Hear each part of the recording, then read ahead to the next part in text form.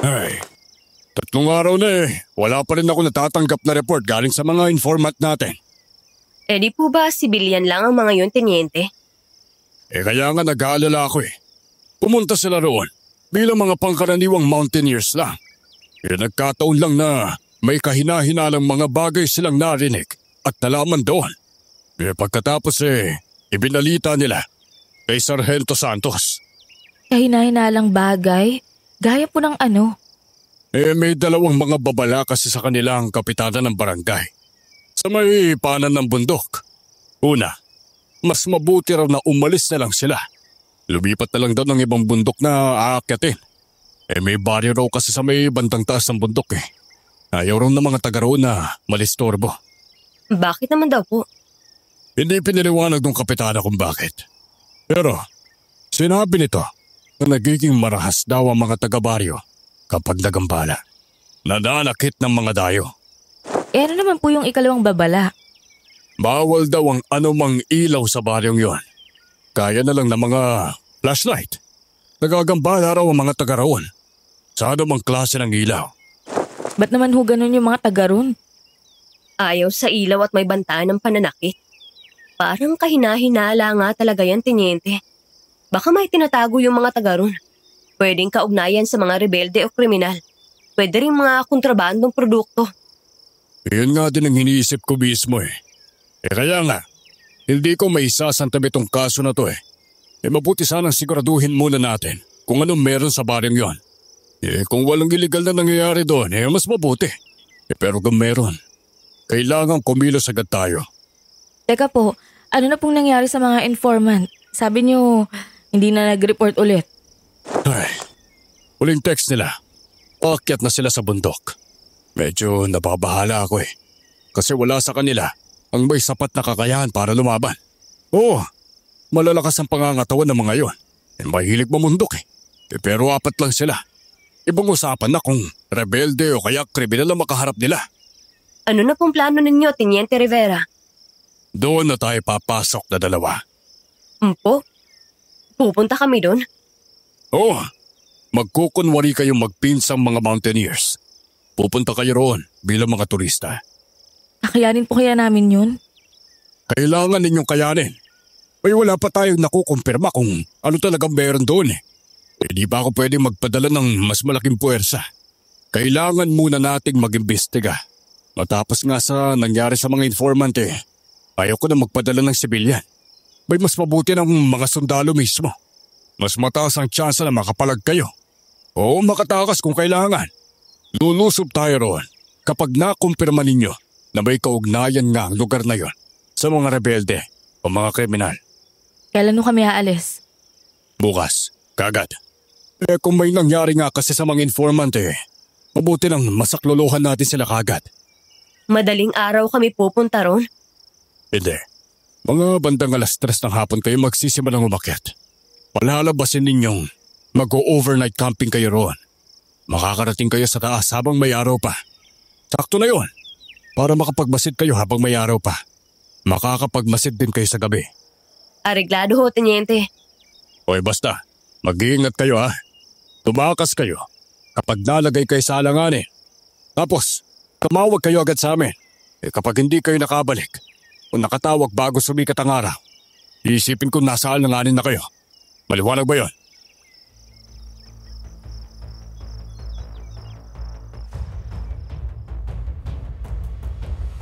Isa akong sundalo.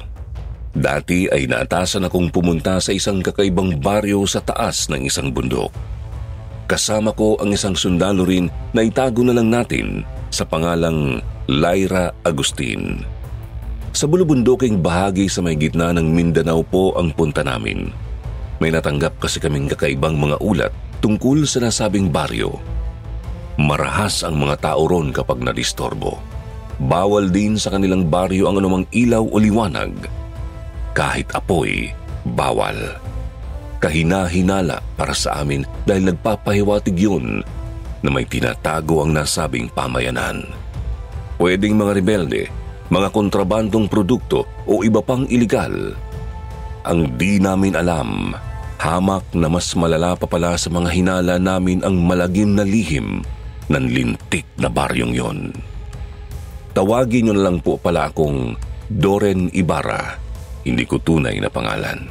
Iibahin ko rin po ang mga pangalan ng lahat ng sangkot sa kwentong ito. Para sa amin ni Lyra, gagamitin ko ang mga peking pangalan na dinala namin para sa misyong ito.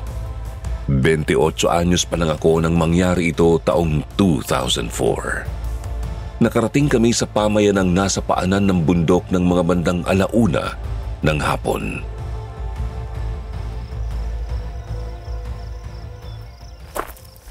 Ito na yata yung sinasabi ng mga informant na barangay. Yung may nagbabala sa kanila. May isa pang pamayanan sa kabilang bahagi. Pero mukhang dito na nga yung pakay natin. Oo nga pala, tungkol sa mga informant, nag-imbestiga na sina Teniente. Nalaman nilang nawawala nga ang mga yun. Ha?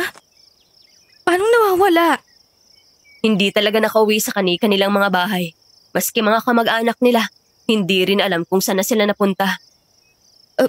Kung ganon, mas bumigat ang misyon natin dito. Ganon na nga mismo.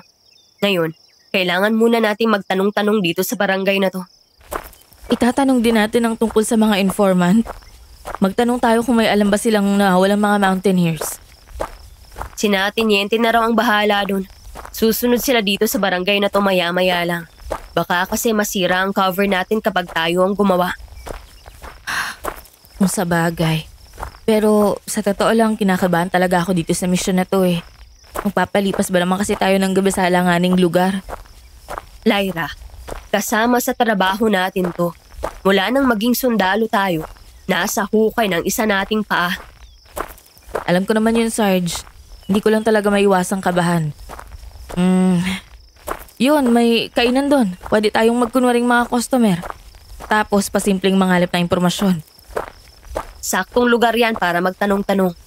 Pero ano ba? Nasa misyon tayo. Yung mga peking pangalan na ang gamitin natin, Lyra. Sige po, Ate Doren.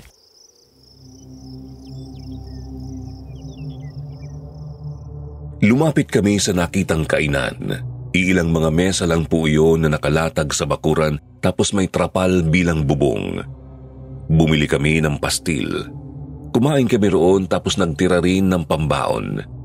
May ilang mga customer sa kabilang mesa. Isa po roon ay isang babae na panay ang lingon sa amin.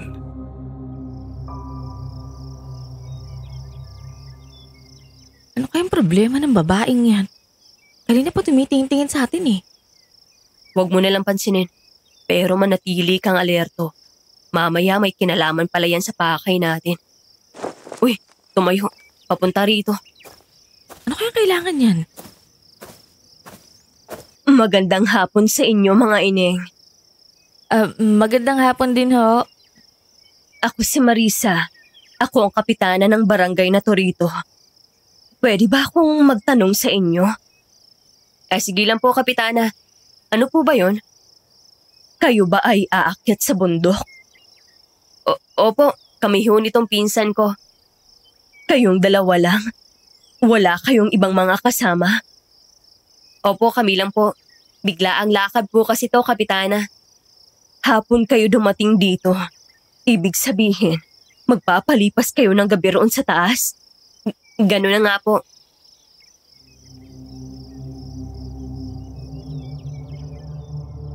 Sa sinabi ko ay umiling-iling si Kapitana Marisa, Sir Jupiter.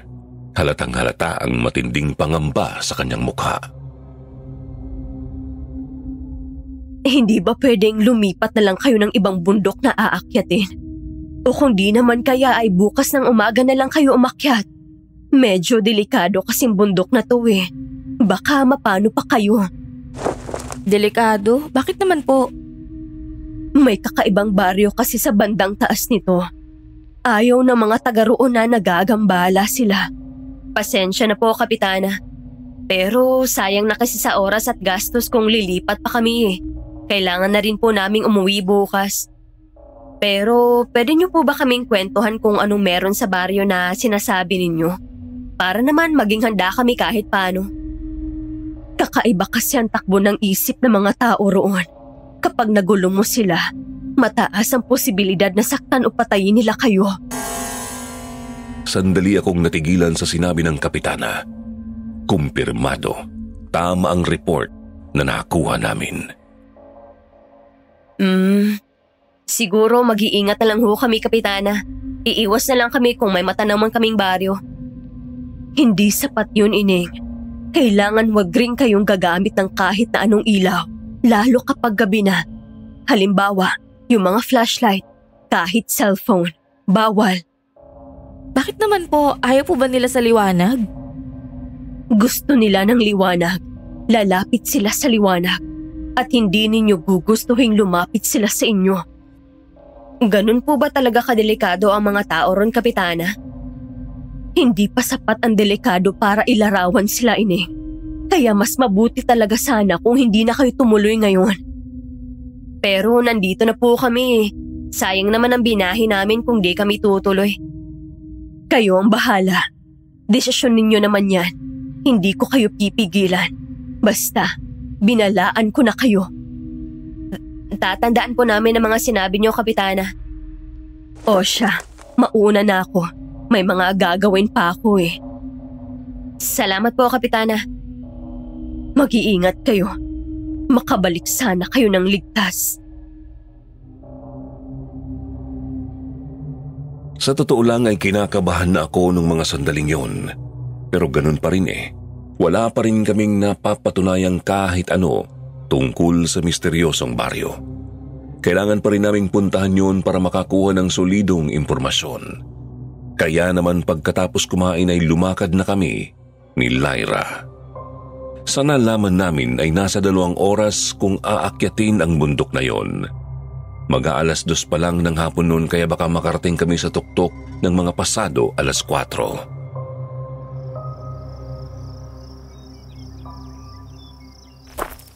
Nakumpirma na natin totoo ang mga sinabi ng mga informant. Kailangan na lang nating alamin kung ano ba talagang mismo ang nasa baryong yun. Sayang lang, di tayo nakapagtanong tungkol sa mga naunang umakyat sa atin. Baka may alam sina Kapitana tungkol sa mga informant. Mas mabuti na yun, Ate Doren. Parang hindi tayo mabisto agad, di ba? Ganun na nga. Sige na, magpatuloy na tayo para makarating tayo agad. Buti na lang, hindi ganun kahirapan akitin tong bundok na to. Yun nga eh. Pero ingat pa rin, Lyra. Isang pagkakamali mo lang, dadaos-dus ka pababa.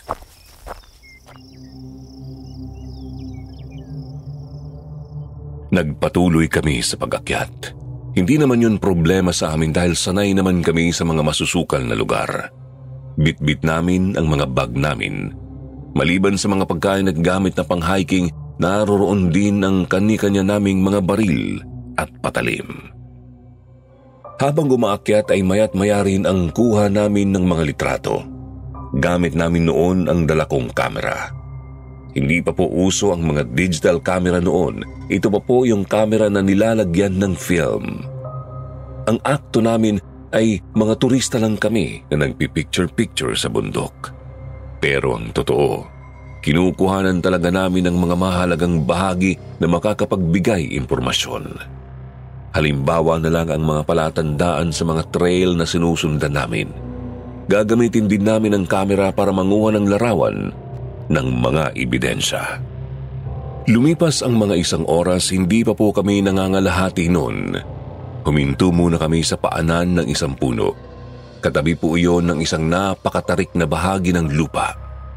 Magpapahinga lang sana kami noon ng mga 5 o 10 minuto, tapos akyat na naman.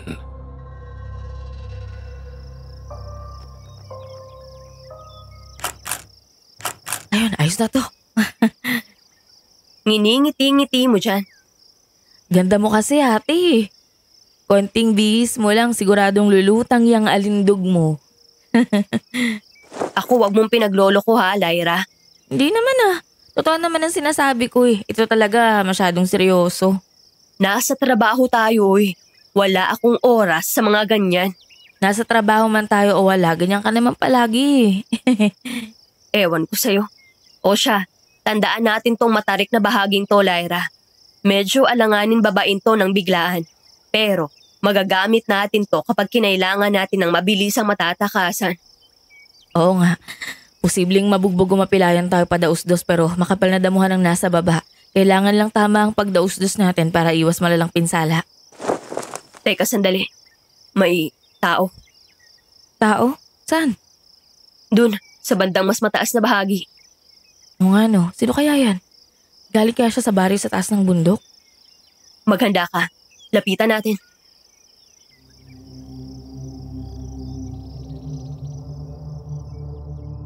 Lumakad nga po kami papalapit sa nakita kong binata. Sa tansya ko ay nasa mga 17 o 18 anyos. Medyo payat pero mukhang batak ang kalamnan. Karaniwang kamiseta, maong na shorts at gomang tsinelas ang suot. May peklat sa kaliwang pisngi. Nakapako ang mga mata sa amin.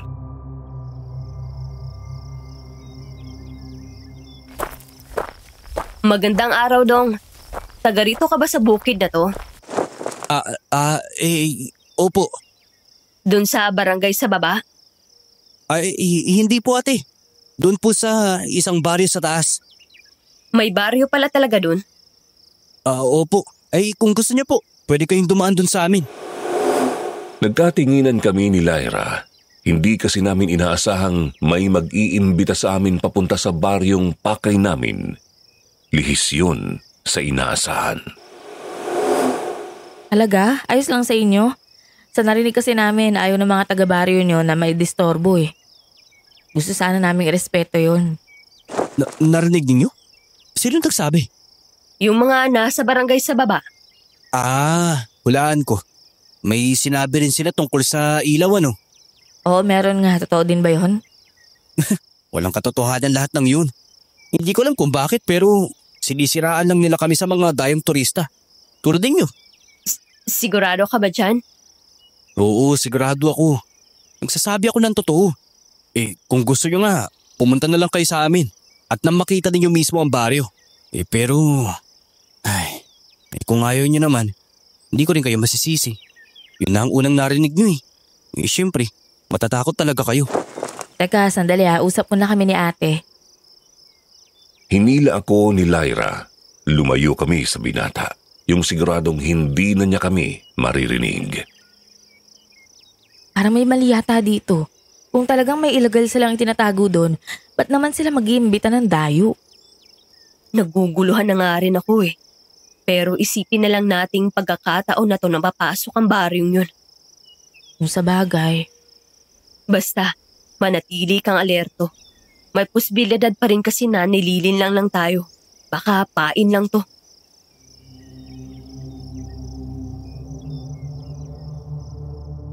Matapos magbulungan ay lumapit kami ulit sa binata. Pinasadahan ko siya ulit ng tingin noon. Mukha naman siyang pangkaraniwang binata lang, pero may naramdaman ako sa kanyang mga mata. Nabakasan ko po kasi ang mga yun ng pag-aalala. Kung para sa amin ba ni Lyra ang pag-aalalang yun, ay hindi ko alam.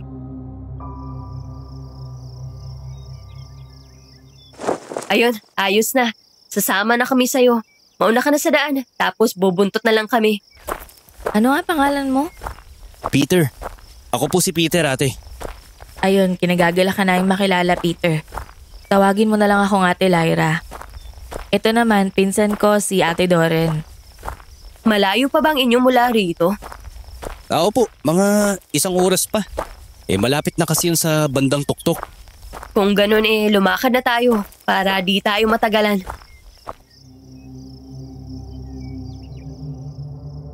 Nagpatuloy kami sa pag-akyat sa bundok. Maya't maya pa rin ang pagkuha namin ng mga litrato. Ayaw nga lang ni Peter na makuhanan ng litrato. Sabi niya mahiyain daw kasi talaga sila ng mga kabaryo niya kaya hindi sila nagpapakuha ng mga larawan. Kahina-hina naman ay pinalabas na lang naming ginagalang namin yon. May konting usapan din kami habang naglalakad pero hindi masyadong palakibo si Peter. Lalo kapag tinatanong namin siya tungkol sa kanilang baryo. Nagkwento lang siya nang mapag-usapan namin ang tungkol sa pamilya niya.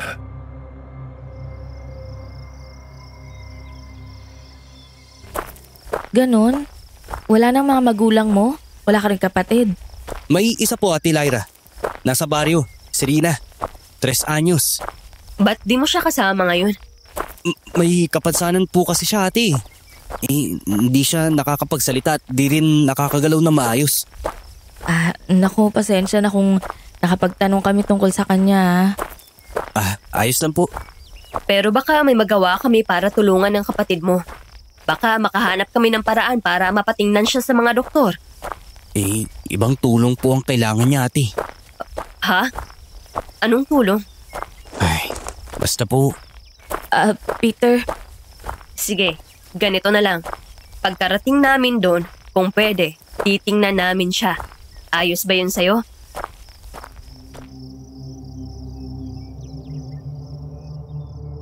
Hindi na po ulit kumibo si Peter. Nangingilid na talaga ang luha niya, kaya hindi na lang din namin siya pinilit. Nagpatuloy na lang kami sa pag-akyat sa bundok. Hanggang sa noong mag-aalas 4 na ng hapon. May natanaw na kaming iilang mga kubo. Nakahalo ang mga iyon sa kakahuyan at matataas na mga talahib. Hindi mo agad mapapansin kung hindi mo titignang maigi.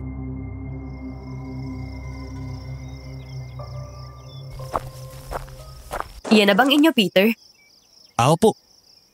ba't tahimik? Walang katao-tao. Saradong-sarado rin lahat ng mga kubo. Tulog pa sila eh. Maya-maya. Magigising na rin sila. Ganon? Tulog sila paghapon? Tulog ang karamihan kapag may araw. Baryong tulog kapag may araw. Kakaiba yun ah. Oo nga. Seryoso ba, Peter? Oo, seryoso. Karamihan. Tulog talaga kapag may araw. Konti lang ang nananatiling gising eh. Kasama na ako doon syempre. Bakit gano'n ang mga kabaryo mo? Tara, doon muna tayo magpahinga sa kubo ko mga ate. Wala akong pagkain doon ngayon eh. Pero pwede ninyong kainin doon ang mga baon ninyo.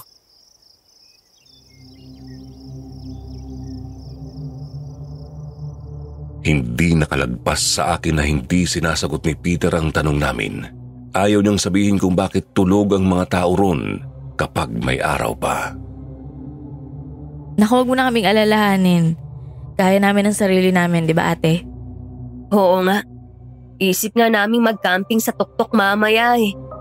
Ayaw nga pala. Pumunta kayo rito. Kasi gusto ninyong makarating sa tuktok, di ba? Ganon na mga pakay ng mga dayuhan dito sa bundok eh. Gano'n na nga. At mukhang malapit na yun dito. Oo. Mga wala pang kalahating oras nandun na kayo. Pwede kayong dumaan dyan oh. Tapos, pwede rin kayong bumalik dito kung kailangan ninyo ng matutuloyan sa gabi. Hindi ka nasasama sa amin? Hindi na po muna. Pupuntahan ko pa kasi si Rina eh. May bisita ka pala, Peter. Nana Ida. Nagulat kami nang biglang may nagsalita. Nilingon namin yun at nakita namin ang isang matandang babae. Mukha lang naman siyang ordinaryong matanda kung titignan. Pero ewan ko ba, agad akong kinilabutan nang makita ko siya. Sino siya, Peter? Siya po si Nana Ida Teodorin, pinuno ng baryo. Napakapayat na po ni Nana Ida. Mukha na rin siyang maliit tignan dahil sa pagkakabako ng kanyang likod. Kapansin-pansin ding may malalang katarata sa kanyang mga mata. Yung bang parang mga ulap-ulap na bumabakas sa mismong lente ng mga mata. Yun po, nakita rin naming may kasamang isang batang babae ang matanda. Siguro ay nasa 2 o 3 taong gulang pa lang yun.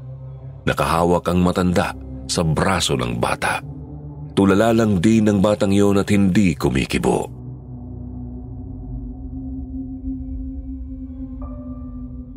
Kayo ba ay papunta sa tuktok? Opo, Nana Ida. Napadaan lang kami rito sa baryo nyo kasi inanyayahan kami ni Peter.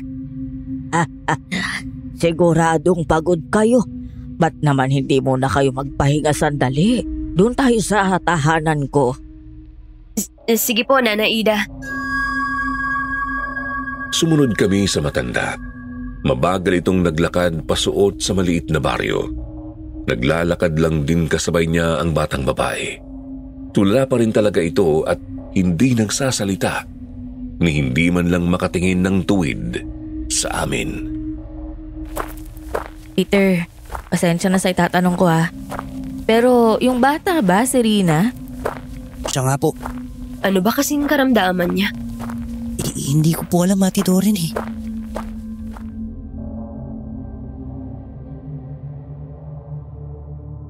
Nagsisinungaling si Peter. Sigurado akong alam niya ang karamdaman ng kapatid niya pero hindi niya sinasabi sa amin. Habang naglalakad ay pasimple akong tumingin-tingin sa paligid. Wala po talagang ibang tao noong mga oras na yon. Taging sina Peter, Rina at Nana Ida lang ang nakita naming taga roon. Gayun pa man ay ramdam naming may mga nagmamasid sa amin mula sa loob ng saradong mga kubo. Kinakabahan na talaga ako dito, ate. Ewan ko, pero kanina pa nananayo yung balahibo ko eh. Tatagan mo lang ang sarili mo. Ipakita mo lang ang pagrespeto natin sa kanila. Kailangan natin kunin ang loob nila. Teka, ano amoy yun? At ang baho naman yata ng kubong yan. Parang may sandamukal na mga bulok na karne sa loob eh. Buisit ka talaga. Umayos ka nga, Lyra. Baho naman kasi talaga. Ayos lang po, Ate Doreen. Bali, imbakan po kasi yan ng mga nahuhuling mga hayop gubat. Hindi pa nalilinis ngayon at may mga natira pang bangkay sa loob eh. Ganun ba? Naku, delikado yan. Baka magkasakit kayo kapag hinayaan ninyo yung ganyan. Ayun na yung kubo ko, malapit na tayo. Teka, ano yun? Lalagyan ng tubig?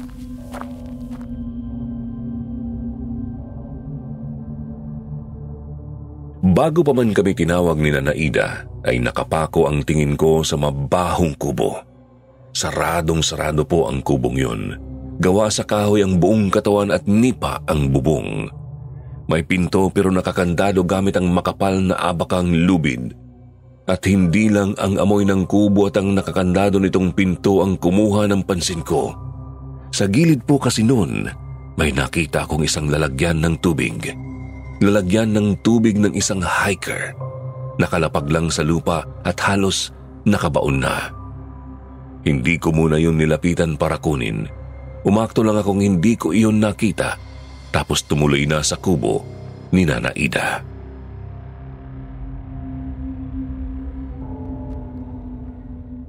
Pasensya na kung itong mais at mga prutas lang ang maibigay ko ha.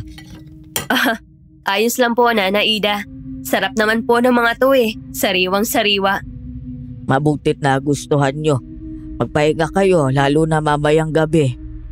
Nako, hindi na po, Nana Ida. Mas gusto kasi naming magpalipas ng gabi sa tuktok. Sigurado ba kayo dyan? Maraming mga mababangis na hayop dito sa bundok. Opo, sigurado po. Gusto lang talaga naming magpalipas ng oras sa kalikasan, Nana Ida. Nakakatuwa naman kayong dalawa. O siya kung yan ang gusto nyo. Basta kung may kailangan kayo, lumapit kayo sa amin.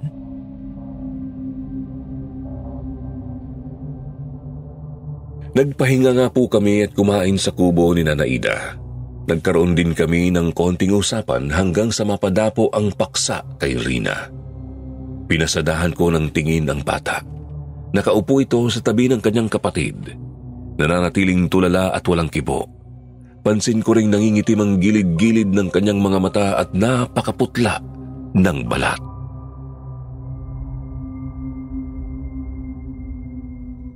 Nana, magtatanong lang po ako. Itong bata ho ba ay may sakit? Kakaiba po kasi ang kilos niya eh. Oo, mula nang mamatay ang kanilang mga magulang, nagkaganya na si Rina. Sinubukan naming gamutin pero hindi talaga bumalik sa dati. Dinala niyo na po ba siya sa bayan para ipatingin sa mga doktor? Naku, hindi pwede sa amin yun, Ining. Ayaw naming bumaba sa bundok na to.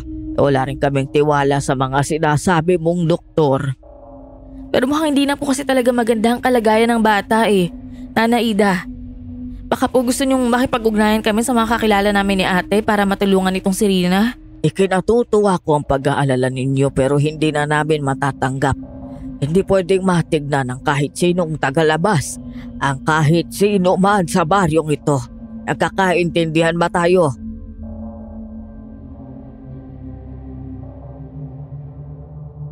Natigilan kami ni Lyra sa pagtatanong. Agad din kaming nagkatinginan na dalawa. Pagkasabi po kasi ni Nana Ida noon ay bigla na lang bumigat ang hangin sa loob ng kubo. Ramdam kong isa yung babala na hindi namin dapat labagin. Kung bakit ay hindi namin alam. Nanatili pa po kami roon ng mga 15 minuto pagkatapos ay nagpaalam na kaming aalis. Lumabas kami sa kubo at nagulat kami nang may makitang iilang katao sa paligid. Siguro mga 4 o 5 ang nakita namin. May nakadungaw sa bintana ng isang kubo at meron ding nakatayo lang sa daan. May matandang lalaki, may binata at 2 dalaga. Pare-pareho silang mga mapapayat at pare-pareho ring may mga katarata.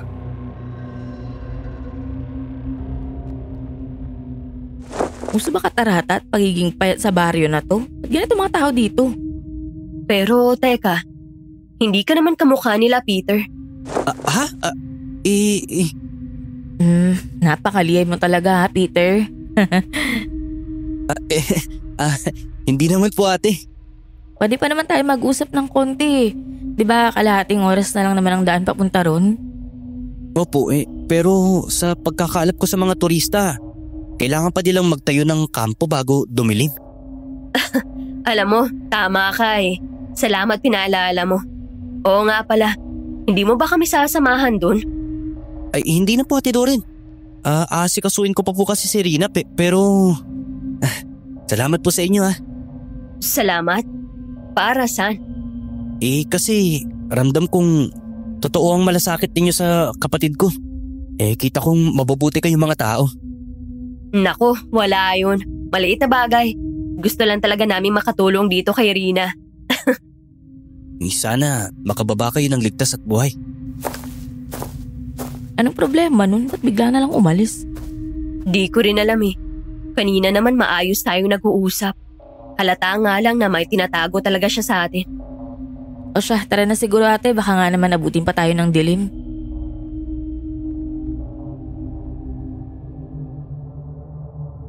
Pinagmasdan namin si Peter na naglalakad karga ang kanyang kapatid. Pumasok sila sa isa pang kubo. Siguro ay yun ang bahay nila. Pagkatapos ay lumakad na rin kami. Tinahak namin ang trail papunta sa tuktok ng bundok.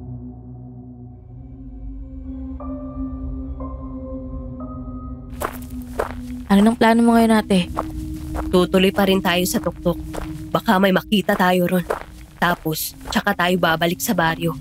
Lalo akong kinabahan sa nakita ko kanina eh. Nakita? Anong nakita? Lalagyan ng tubig ng isang hiker. Nasa gilid ng mabahong kubo. Ha? Ba't naman iiwan ng isang hiker ang lalagyan niya ng tubig? Yun nga mismo ang nakakapagtaka dun. Napakahalaga ng tubig kung aakyat ka ng bundok.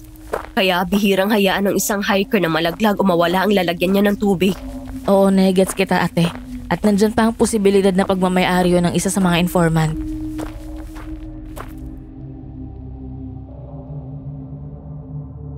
Nagpatuloy kami sa pag-akyat. Palingon-lingon ako habang tinatahak ang masukal na daan. Nang makalayo na kami ay hindi ko na makita ang mga kubo ng baryo. Wala na rin akong makitang ibang tao, subalit ramdam ko pa ring may mga nagmamasid sa amin. Kita ko nga rin gumagalaw-galaw ang ilang mga halaman at sanga, pero wala namang mga hayop gubat o ibon doon.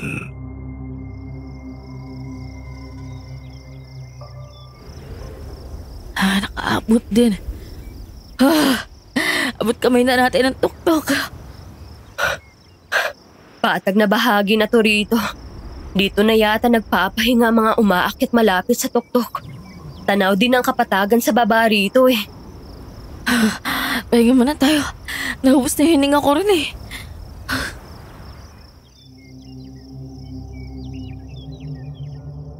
Naupo muna kami ni Lyra sa ibabaw ng inakyat naming bangin. May konting aakyatin pa para makarating na talaga sa pinakatuktok. Nagpalingon-lingon ulit ako. Ramdam ko pa rin may nagmamasid sa amin. Naroroon yun sa bandang ibaba konti ng kinaroroonan namin. Pero wala pa rin akong makitang kahit sino.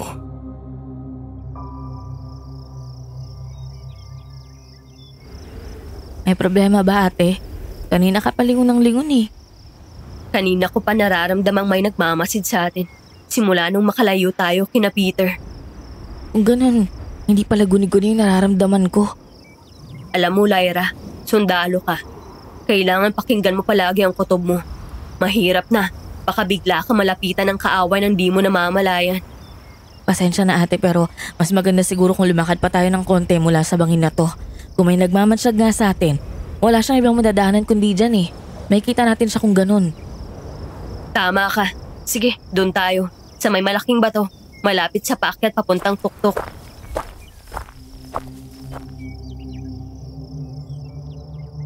Tumayo kami at lumakad. Lumapit nga po kami sa malaking bato at umupo sa may gilid. Balak sana namin nung abangan kung sino man ang aakyat sa may bangin. Subalit, hindi nagtagal ay may napansin kaming pamilyar na amoy.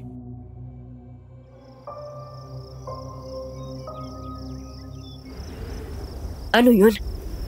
Bakit parang may amoy bulok na bangkay din dito? Nakakapagtaka nga eh, sinusunod ba tayo ng amoy na yan? Mukhang galing sa likod ng bato na to.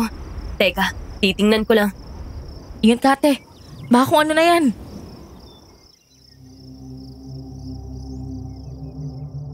Tumayo ako at lumakad sa palibot ng bato. Sinundan ko kung anumang masangsang sa hangin. Hindi nagtagal ay may napansin akong maliit na kuweba. Tagong-tago ang lagusang yun. Kasya lang din ang isang tao kung dadaan. Sumilip ako roon at nang hilakbot ako sa nakita.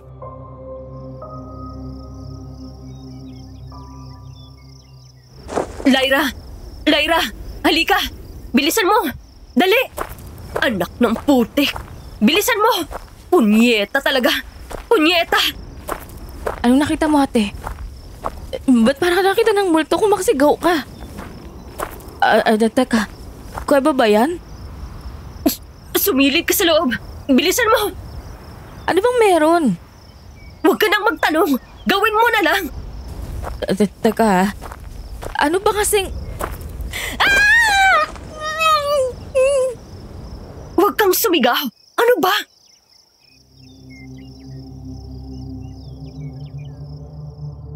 Nakakapasok pa sa loob ng yungibang sinag ng palubog na araw, kaya naman kitang-kita namin ang nasa loob nun.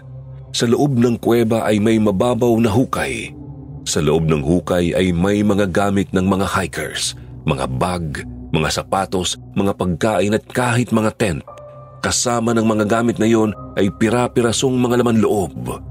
Hindi ko masabi kung anong laman mismo yun. Hindi ko rin masabi kung sa tao ba ang mga yun o sa hayop.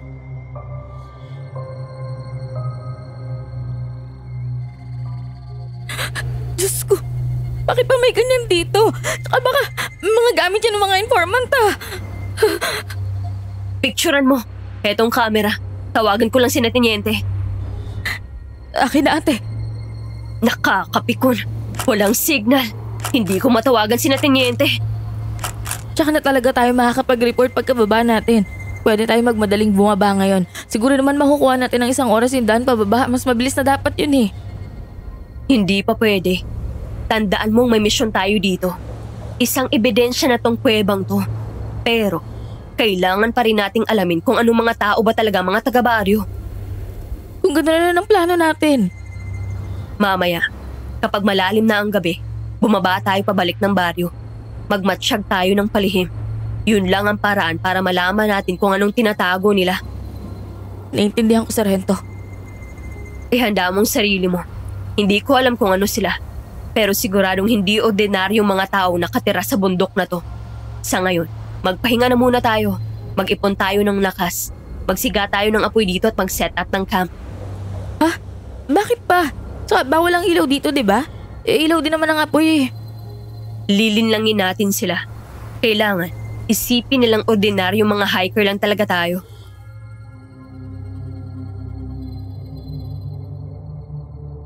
Dumistansya kami sa yungib na natatakpan ng bato. Pagkatapos ay pumwesto kami para magpahinga at mag-set up ng camp. Kailangan kasi naming mag-ipon ng lakas. Alam namin pareho na hindi magiging madali ang susunod na mga mangyayari. Isipin nyo, nasa tuktok kami ng bundok. Ang kaligtasan ay ang nadaanan naming barangay ni na Kapitana Marisa. Para makarating doon, kailangan naming lagpasan ang baryo ni Nanana Ida. Ang malala pa, kailangan muna namin silang matyagan ng palihim. Mabagal na gumulong ang mga oras. Sumapit ang pasado 9:00 ng gabi. Nagsimula na kaming maghanda.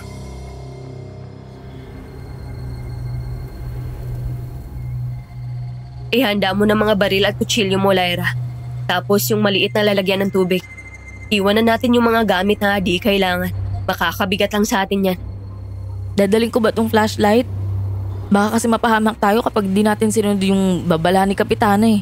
Alam mo na, pag nagsindi tayo ng ilaw lalo na sa may baryo. Umasa lang tayo sa liwanag ng buwan hanggat pwede. Pero dalhin mo pa rin yung flashlight. Dadalhin ko rin ang akin. Hindi pa natin alam kung alin ang totoo at hindi. Maging maingat lang tayo. Hindi kasi kakalat ang ganong sabi-sabi ng walang dahilan. Sige po, Sarge.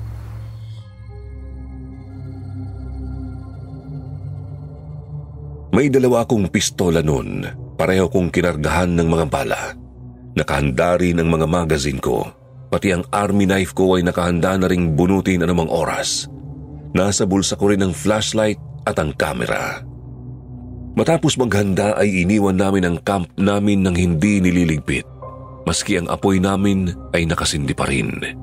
Hinarangan lang namin ng maayos ng mga bato ang palibot noon para siguradong hindi kumalat. Lumapit kami sa may gilid ng bangin. Nakiramdam ako at nagpalinga-linga. Wala na akong nararamdamang nagmamatsyag, bagamat kabado pa rin ako. Maingat kaming bumaba ni Lyra sa bangin na yon.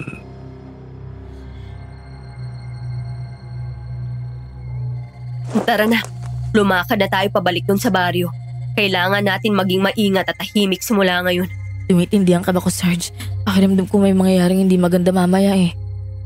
Kahit ako rin naman. Pero kailangan nating ituloy to. Halika na.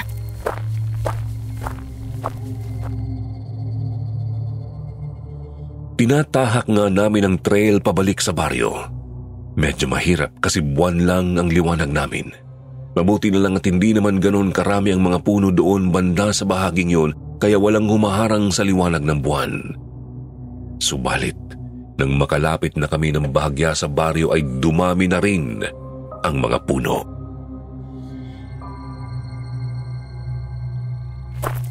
Doble ingat na tayo rito. Padilim na ng padilim ang daan. Ano kaya talaga mangyayari kung gagamit tayo ng ilaw, no? Kahit dito lang natin ipatama sa mismong daraanan natin yung ilaw. Huwag lang natin itutok sa kung saan-saan. Huwag muna. Tsaka na kapag kailangan na talaga. Ang sabi ni Kapitana, mas mabilis silang makakalapit kung may ilaw tayo. Ibig sabihin, mas mabuti kung hindi tayo gagamit ng ilaw.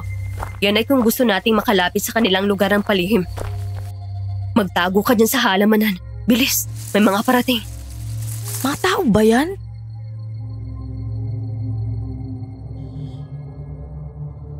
Taranta kaming sumuot ni Lyra sa makapal na halamanan sa gilid ng trail. Napansin kasi naming may mga paggalaw sa unahan. Noong una ay hindi malinaw sa amin kung mga tao o mga hayop gubat lang ba ang mga yun. Subalit hindi nagtagal ay nakumpirma naming wala sila sa 2 yun.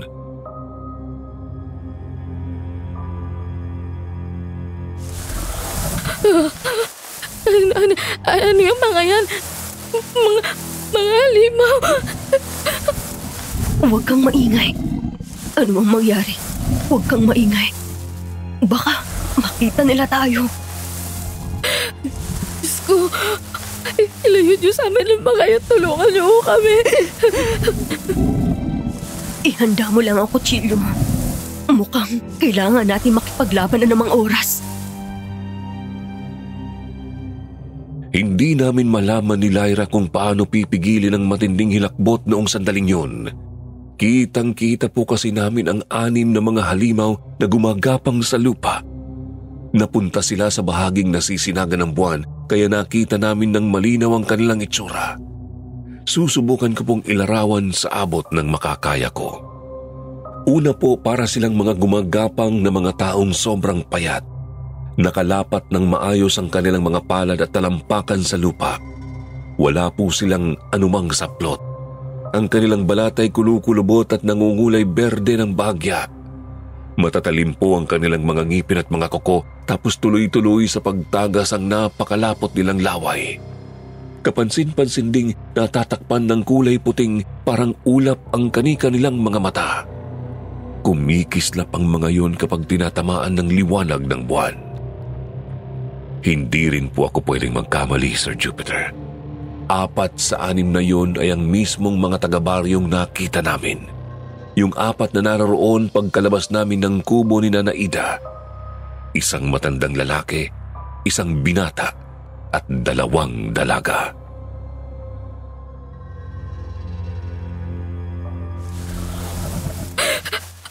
Mukhang papunta sila doon sa pinagalingan natin, Sarge.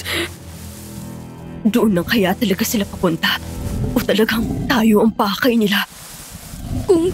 Kung tayo, ano namang kailangan nila sa atin? Iyan ang hindi ko alam. Maghintay muna tayo makalayo sila. Tapos tsaka tayo kikilos.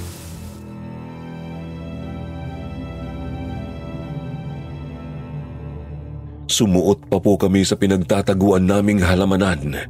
Hinintay lang talaga naming makalayo ang dumadaang mga halimaw. Nang dumaan na sila mismo sa harap namin ay abot langit ang pagpipigil naming mag-ingay. Kahit paghinga ay pinigil na namin. May isa sa kanilang nakalapit may 1 metro mula sa pinagtataguan namin, subalit katakatakang mukhang hindi nito kami nakita. Sa halip ay bumaling lang ito ulit sa trail, saka tumuloy na sila paakyat.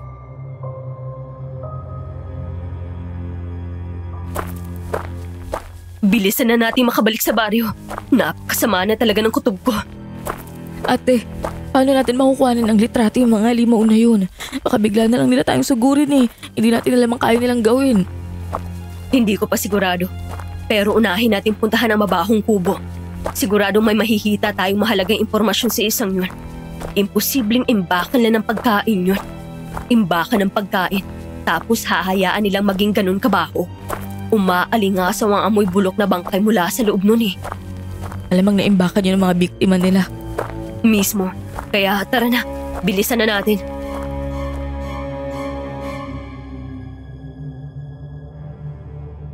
Ilang minuto pa ay narating na namin ang bungad ng baryo. Mas marami ng puno sa bahaging yun at makapal ang mga dahon, kaya hindi na basta-basta nakakatagos ang liwanag ng buwan.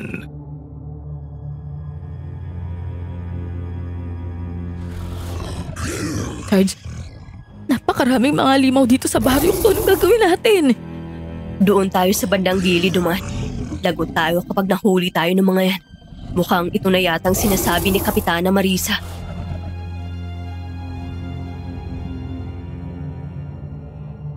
Mula sa mismong daan ay sumuot na naman kami sa halamanan. Doon kami dumaan pagapang. Tumatakbo sa isip ko ang tanong kung anong mga nilalang kaya ang nasa baryong yun. Kung sapat na bang hindi nila kami makita o baka maamoy nila kami. Gayunpaman ay pinilit ko na lang alisin ang mga gumugulo sa utak ko. Itinuon ko ang pansin sa pakay namin.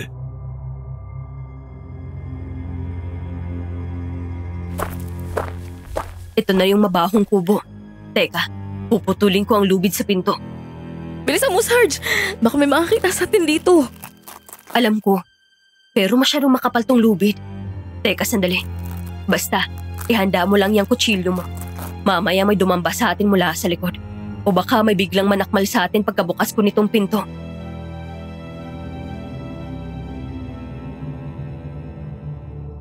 Palingon-lingon kami habang pinuputol ko ang lubid. Swerteng medyo malayo ang mga halimaw mula sa kubo. Hindi nga lang talaga mawala-wala ang matinding kilabot at kaba sa mga puso namin.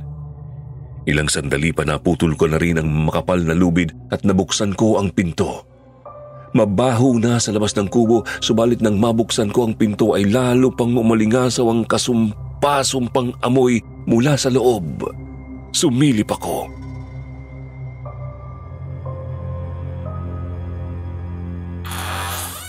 Napakadilim. Wala akong makita. Gamitan mo na siguro ng flashlight, Sarge. Siguraduhin mo lang na hindi makakalabas yung ilaw. Mukhang wala na akong mapagpipilian. Anak na, mga hayop! Ano bang meron?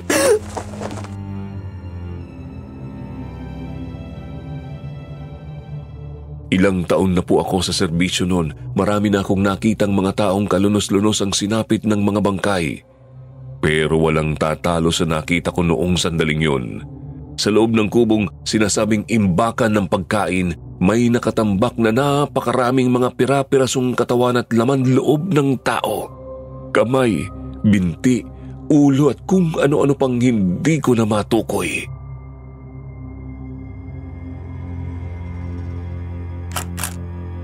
Ito nang ebidensyang hinahanap natin. Umalis na tayo sa impyernong to. Teka, anong ginagawa niyo rito? Paano kayo nakalusot galing sa tuktok? Peter?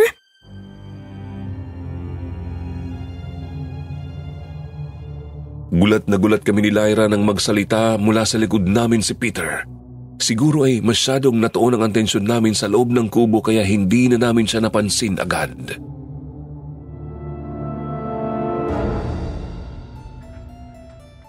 Lyra, lumayo ka sa kanya.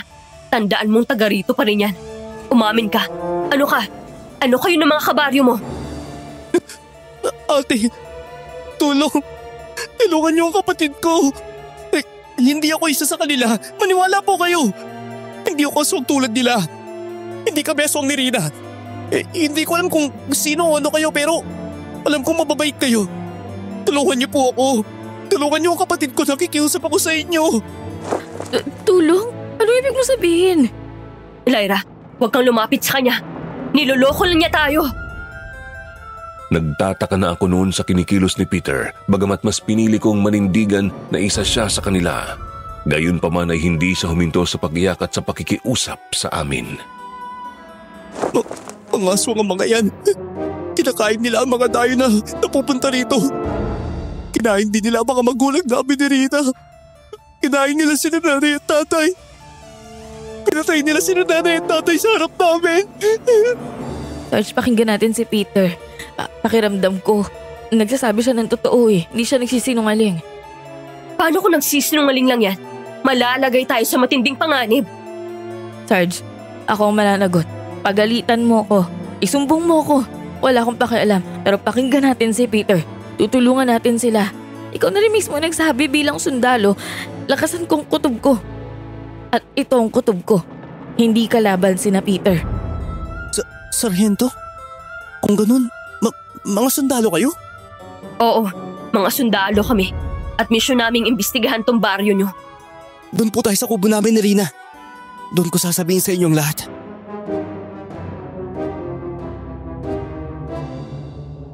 Hindi man mawala sa kalooban ko ang hinala ay sumunod kami kay Peter. Lihim kaming pumasok sa kanilang kubong magkapatid. Sa loob ay nadatnan naming nakahigalang sa sahigang 3 anyos na paslit. Tulala pa rin ito ni hindi nakapikit. Dinig pa rin namin sa labas ang ungol ng mga gumagalang aswang.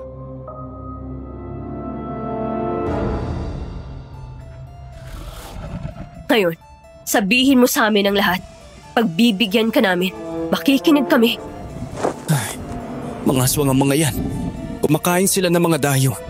Doon kami nakatira dati sa may likod ng bundok. Tapos, bigla na lang silang nanalakay. Kinain nila ang mga magulang namin at pinakinabangan nila ako. Pinakinabangan? Alam na mga aswang na binabalaan ng mga taga-barangay sa iba pa ang mga pumupunta rito. Kaya nag-aabang ako sa may gitnang bahagi ng bundok ng mga dayo eh. Ikaw ang tagahikayat para dumaan dito sa baryo yung mga dayo? Ganun na nga po. Patawarin niyo po ako. Ayos lang. Dito rin naman kasi talaga ang pakay namin eh. Mas napadali pa nga ang trabaho namin kung tutuusin.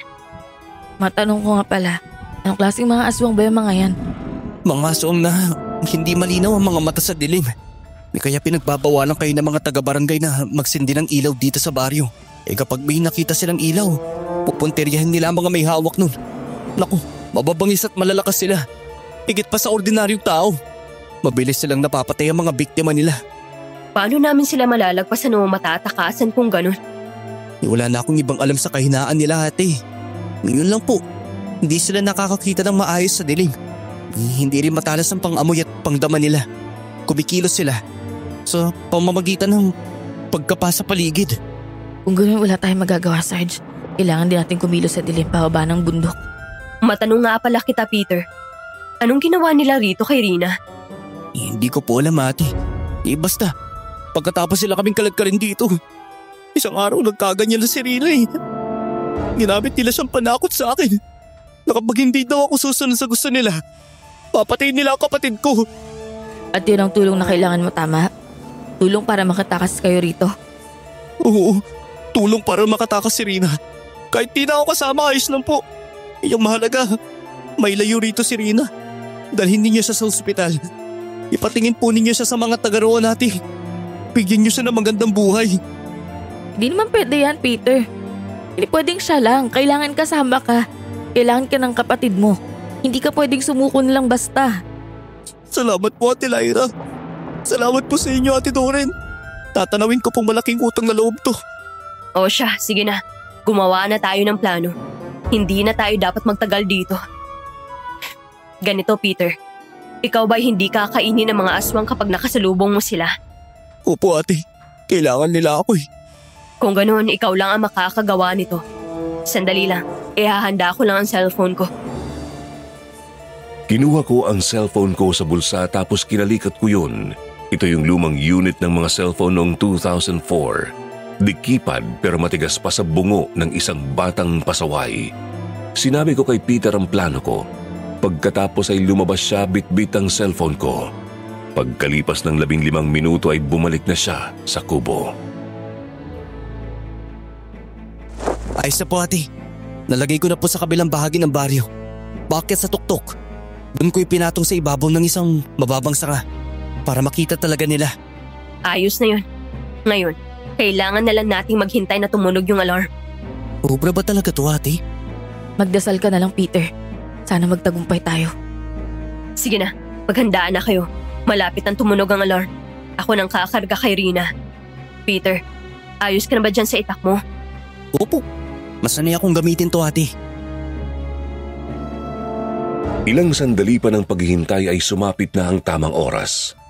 Ayon sa relo ko, dapat tumutunog na noon ang alarm ng cellphone ko at siguradong umiilaw na yun.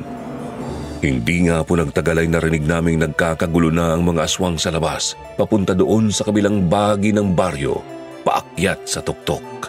Kaya naman lumabas na kami ng kubo, karga ko sa kanang braso ang tulalang si Rina. Nakaumang naman sa kanang kamay ang kutsilyo ko. Nauna si Peter ng mga 3 metro nang sa ganun kung may makasalubong man kaming aswang siya ang unang makakaharap. Napakahirap kumilos sa dilim. Hindi na tayo abot ng buwan dito, banda pa lang eh. Ituon mo lang ang atensyon mo sa pag-usad. Makiramdam ka rin. Baka bigla na lang may makalapit sa atin ang di natin namamalayan. Medyo malapit na po tayo sa una natin bababaan, mga ate. Mag-ingat po kayo, ha. Baka mahulog kayo bigla eh. Nagpatuloy kami sa pag-usad. Napakabagal kasi napakahirap kumilos sa dilim. Dagdag pa ang 2 panganib na nakaambalang sa mga mukha namin. Una ang panganib na dulot ng mga aswang at ang ikalawa, ang panganib ng pagkahulog sa matatarik na bahagi ng bundok. Kaya naman hindi mawala-wala sa mga dibdib namin ang matinding pangamba at kilabot. Hanggang sa bigla na lang nagsalita si Peter na nasa unahan namin. Ako po ito, si Peter. Nagpapahangin lang po. May aswang. Nasa kabilang bahagi po ng baryo yung iba. Naroon po ang mga dayo. Sandaling tumigil ang puso at paghinga ko doon. Ang akala ko talaga ay bisto na kami. Mabuti na lang at nakausap naman ng maayos ni Peter yung aswang at gumapang na ito palayo. Diyos ko po, muntik na yan. Buti na lang di tayo nahuli. Tanda po, baba na tayo. Mauna na kayo ni Rina, Ate Doreen. Sige, teka sandali. Oops. Dahan-dahan, Sarge. At saan kayo pupunta, Peter? Anong kalokohan ito? Lagot na. Lyra, barilin mo! Bilis! Iniisip niyo ba talagang makakatakas kayo? Hetong sa'yo! Bahala na to. Sumunod na kayo sa akin. Wala akong nagawa kundi ang lumundag sa matarik na bahaging malapit sa baryo. Iba pa ito sa padausdos na bahagi kung saan namin unang nakita si Peter. Niyakap ko ng maayos si Rina upang hindi siya masaktan. Napasubsob ako sa lupa. Nagkamali kasi ako ng tansya dahil sa dilim. Pagkatapos ay napagulong ako pababa. Tiniis ko lang ang pagkabugbog ng katawan ko para lang mailayo ang bata.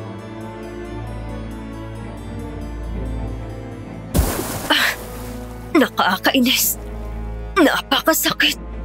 Bisit. Lyra! Peter! Nandyan ba kayo? Sarge, nandito kami. Ayos lang kayo? Ayos lang po, Ate Doreen. Tara, bilisan na natin. Hindi kayo makakatakas, mga hangal. Mga kasama, haluhugin ang bundok pababa. Bilisan nyo. Wala na tayong oras para magpahinga. Ate, doon tayo. Sumunod kayo sa akin. Maghawak-hawak tayo ng mga kamay o damit para mas mabilis. Yun na nga po ang ginawa namin. Maingat ngunit nagmamadali kaming bumaba pa ng madilim na bundok. Natatakot na baka maabutan kami ng mga humahabol na aswang. Siguro nga di rin nila nakikita ang paligid, pero mas mabilis nilang nakakapa at nagagapang ang matarik na lupa. Para mas mapabilis kami ay pumulot si Peter ng isang tangkay. Ginamit niya yun bilang sungkod pangkapa sa daraanan namin.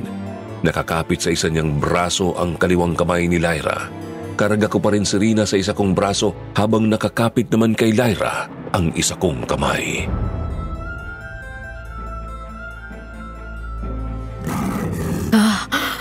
Papalapit na sila. Unti-unti nilang natutumbok ang kinaroroonan natin. Hindi talaga uubra tong ganito. Kailangan na nating mag-iba ng kilos. Binabalak mo, Sarge. Peter, makinig ka. Kunin mo si Rina. Mauna kayo ni Lyra pababa. Pero ate, paano ka? Magpapaiwan ako. Gagawin kong pain ang sarili ko. Kapag nakalayo na kayo ng konti, gumamit na kayo ng flashlight. Sarge, nababaliw ka na ba? Kailangang may humarang sa kanila habang bumababa ang iba. Kailangang may makarating sa sibilisasyon maski isa man lang sa atin.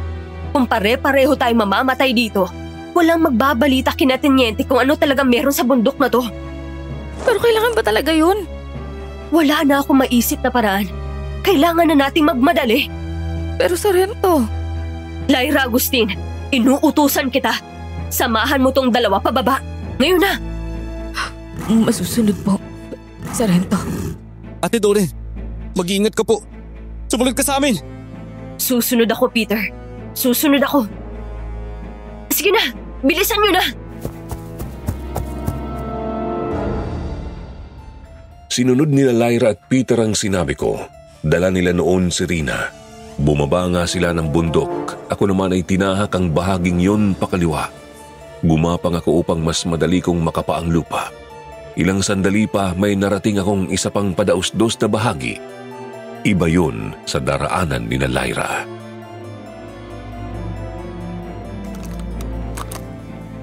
Dito. Pwede na to dito. Bahala na. Gagawin ko na to. Kailangan kong gawin to. Panginoong Hesus, gabayan ninyo nawa ako. Kung ito na ang oras ko, sana magkaroon ng kabuluhan ang katapusan ko. At ngayon, ang flashlight. Pagkailaw ko sa flashlight ay agad ko itong itinutok sa pinagmumulan ng mga ungol at atungal. Nakita ko nga po agad ang laksa-laksang mga aswang na nasa isang dako. Mabilis silang kumilos papunta sa pinagmumulan ng liwanag ng flashlight, papunta sa akin. Kaya naman... Ayan na sila. Ngayon, mamamatay kayong mga demonyo kayo! Ah!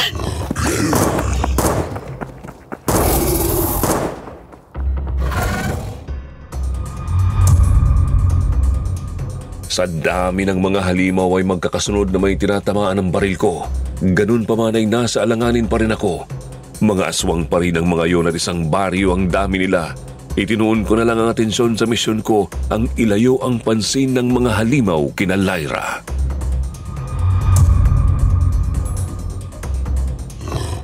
Papalapit na sila. Napakahaba pa ng gabing to para sa akin. Kailangan ko magtipid ng bala. Ngayon na. Bit-bit ang flashlight ay hinayaan kong dumausdos ang sarili pababa. Gaya ng inaasahan ay sinundan nga ako ng mga demonyo. Maya't maya pa rin akong bumabaril bagamat pa konti-konti na lang. Kailangan ko na kasi talagang magtipid ng bala. Aray ko! Sakit ng katawan ko! Buisit! May nakalapit! Hetong sayo! Ang bilis talaga nilang makalapit! Nananakit man ang katawan ay pinilit kong tumakbo ng makatsyempo. Flashlight lang ang tanging tanglaw ko noon. Nakasunod pa rin sila sa akin. Hanggang sa nakalayo na ako ng gusto mula sa kung saan kami naghiwalay ni na Lyra. Pinatay ko ang flashlight at sumuot sa halaman ng nasa gilid ng mataas na bangin.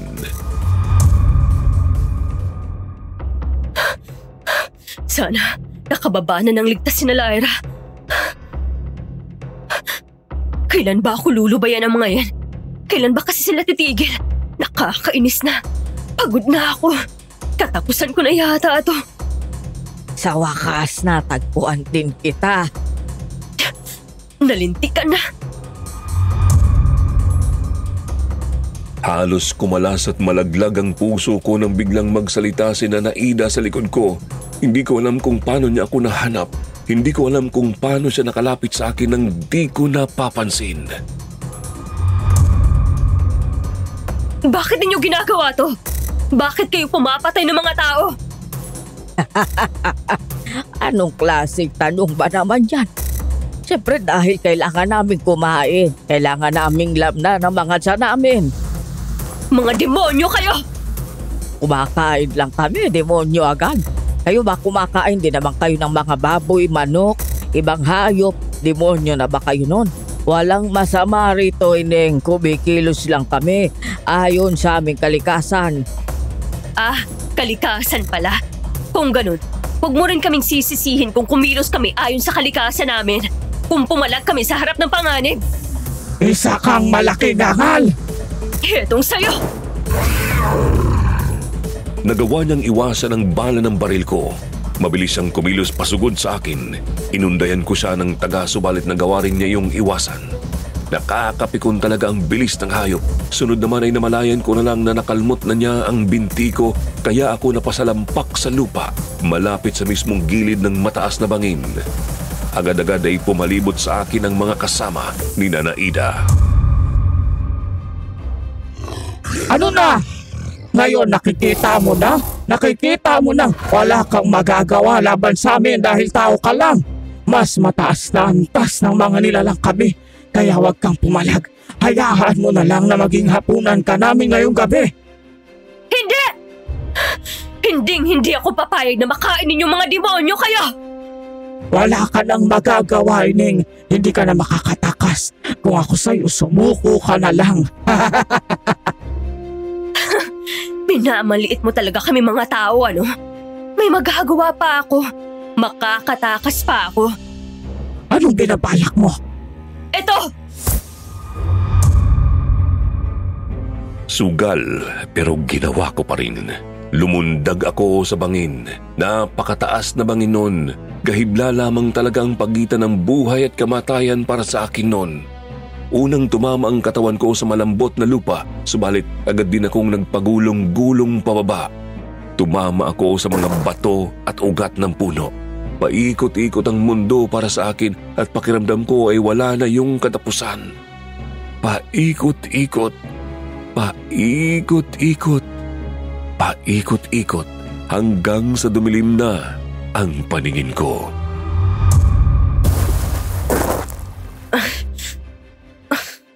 Aray ko, durog na yata buong katawan ko ha. Ang sakit ng kalamnan ko mula ulo hanggang paa.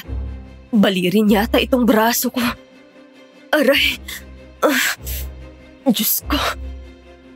Umaga na po nang magising ako. Natagpuan ko ang sarili sa gitna ng isang talahiban. Tumingala ako.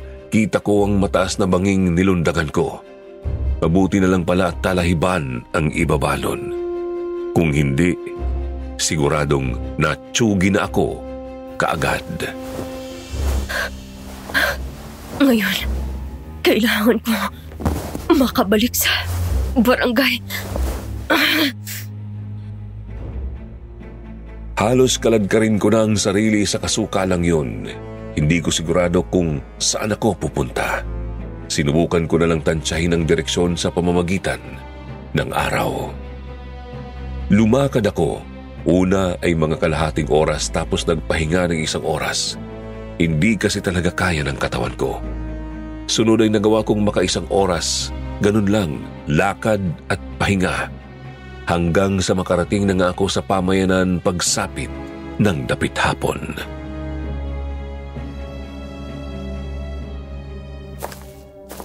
Nasaan na ba ako? Nanlalabo na talaga ang paningin ko.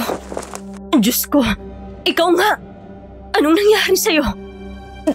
Tulong! Tulong! Tulong! Jesus Mariosep! Saklolo! Tulungan natin tong babae! Bilisan natin! Mga kabaryo! Tawagin yung mga sundalo! Bilis!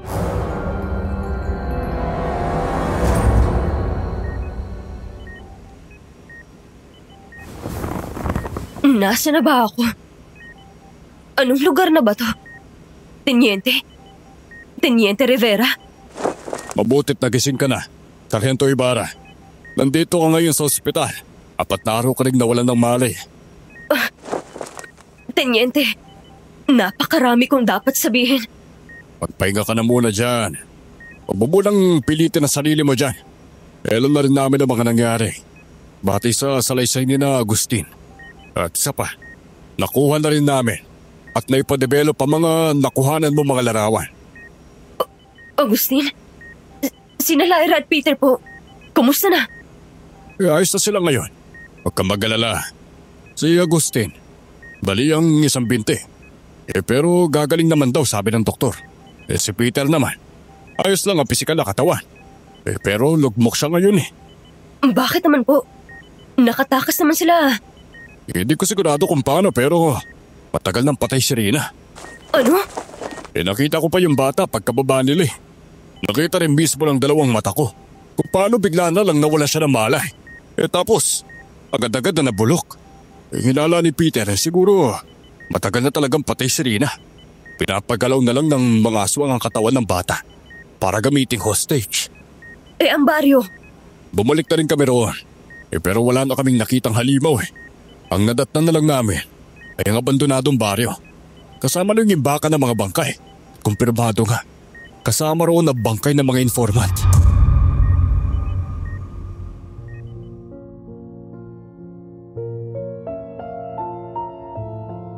Basag na basag kami ni na Lyra at Peter sa loob ng maraming araw pagkatapos noon. Sa totoo lang hanggang ngayon nga ay hindi pa rin naghihilom ang trauma na dinulot sa amin ng lahat ng yon. Ako ay nalipat sa office duties at hindi na kailanman nasabak sa labanan. Nakatira ako ngayon sa nabili kong bahay kasama ang girlfriend ko. Pusong adan kasi talaga ako. Si Lyra naman ay agad na nagretiro. Hindi talaga niya kinaya ang lahat. Tapos nagtrabaho na lang sa isang pampribadong kumpanya. May asawa at anak na rin po siya ngayon.